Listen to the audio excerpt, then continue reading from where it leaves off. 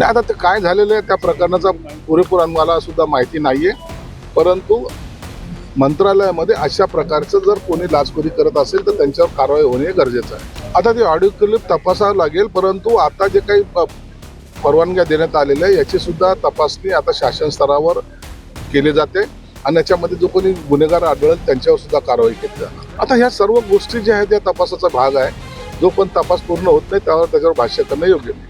Black box हा कधीही तात्काळ नष्ट होत नाही हे सर्वांचंच मत आहे, तज्ञांचं सुद्धा मत आहे. परंतु जर हा नष्ट झाला असेल किंवा आणखी त्यातलं काही सापडलं नसेल तर निश्चित त्याची उच्चस्तरीय चौकशी ही सरकारने केली पाहिजे. मत आहे, तज्ञांचं सुद्धा मत आहे.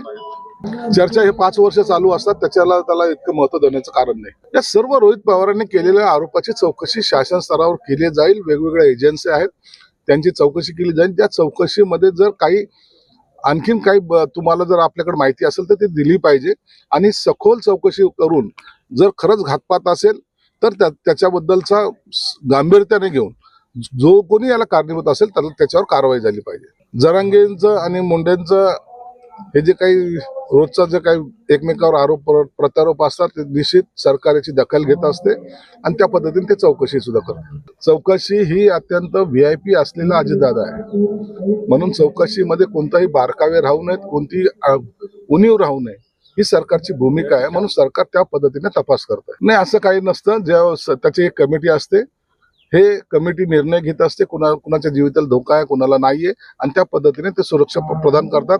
त्या कमिटीचा अहवाल फक्त मुख्यमंत्र्याकडे जातो, एवढंच काय. बेकायदेशीरपणे बांधकाम करणे असेल, ड्रग्सचा सप्लाय करणे असेल, तो गुन्हेगार असेल आणि अशा पद्धतीने जर आयुक्तांनी पत्र दिलं असेल तर महानगरपालिका आयुक्त आणि पोलीस आयुक्त यांनी संयुक्त कारवाई करावी. याला कुणाचाही विरोध असण्याचं काही कारण नाही. मग जलील कदाचित तो त्या ड्रग प्रकरणामध्ये सपोर्ट करत असावा किंवा त्याच्याशी संबंध असावा. पोलिसांनी या दृष्टिकोनातून सुद्धा तपास केला पाहिजे.